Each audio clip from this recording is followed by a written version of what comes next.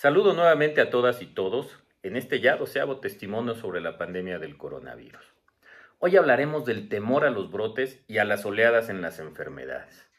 A 7 meses de la pandemia en el mundo y ya a 5 en nuestro país, prácticamente en todo el orbe se ha iniciado con la apertura de manera gradual. Y por supuesto nuestro territorio no es la excepción.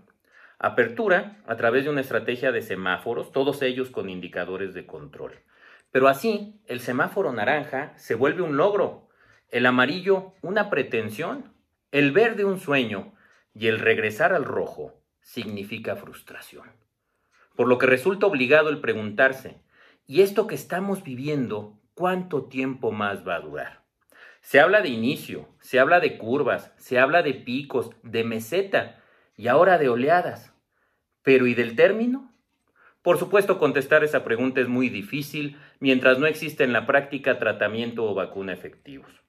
Lo que sí existe y es tangible es el intento con medidas todas preventivas de adaptación a la realidad y nuevamente surge la inquietud de saber si lo que estamos haciendo como personas, lo que nos toca, es suficiente. Y como siempre, gran parte de las respuestas se encuentran en la ciencia, en el registro de los datos, en la medición, en la comparación referenciada, en la vigilancia estricta, en el seguimiento y sobre todo en la reacción a esas medidas por todos. Sí, por las políticas de salud y también por la ciudadanía en todo el mundo, porque no olvidemos que no son asuntos particulares, sino mundiales. Y la otra herramienta para buscar respuestas es el estudio del comportamiento histórico de las pandemias en la humanidad. Quizás el antecedente que puede servir como ejemplo en esta ocasión es el de la llamada gripe española, porque se trataba igual que hoy de una enfermedad respiratoria.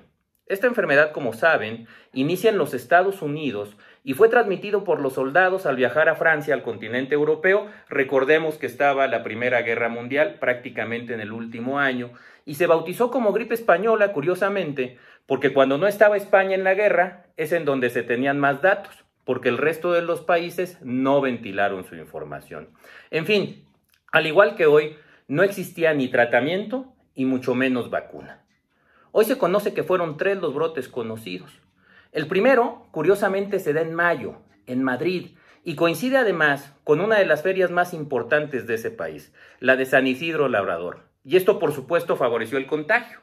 Sin embargo, fue una enfermedad que en ese momento fue de una intensidad relativamente menor. Terminó casi 2 meses después y todo parecía ya regresar a la normalidad. Sin embargo, siempre las circunstancias y el entorno explican muchas cosas, como vamos a ver. Llega el otoño y con él el frío de octubre y un segundo brote del virus, pero por mucho más desolador que el anterior. 260,000 muertos en España y se dice entre 25 y 50 millones en el mundo tan solo entre 1918 y 1919. El 75% murió durante el segundo periodo de la epidemia y el 45% tan solo fue en octubre del 18.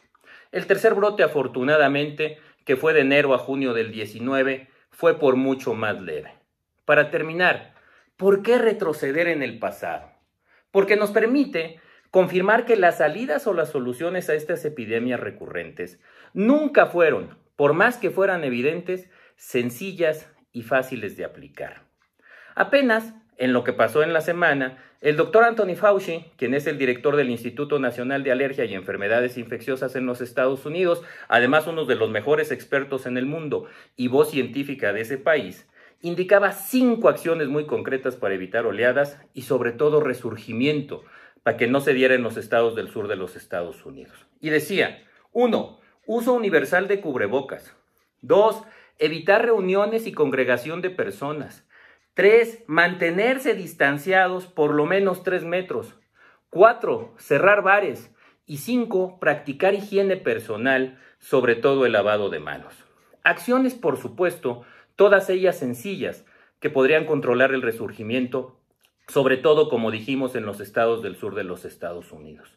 Ahora, si me lo permiten y para cerrar, vean lo que comentaba el gobernador de la provincia española de Burgos, Alonso López, en octubre de 1918 en plena pandemia. Dice, Vuelvo a reiterar a los que todavía no están convencidos del grave peligro que esto encierra, que se abstengan terminantemente de celebrar dichas fiestas o reuniones. Y continúa. Asimismo, recuerdo que la infección se propaga por las gotitas de saliva que despide el que habla, el que tose, etcétera, el que está a nuestro lado, y que pueden ser respiradas por los que le rodean. Por lo que se abstengan en consecuencia de permanecer en locales cerrados, mal ventilados, donde se reúne mucha gente como tabernas, cafés, etcétera. Como ven, la solución prácticamente está en nuestras manos, está en nosotros. Así que si queremos llegar a los semáforos amarillos y a los semáforos verdes, ya sabes lo que tienes que hacer, seguir con las medidas que conocemos que sí funcionan. Y si tienes la suerte de ser personal de salud, cuídate mucho por lo que vales, por lo que significas y por lo que significarás en la pandemia. Muchas gracias.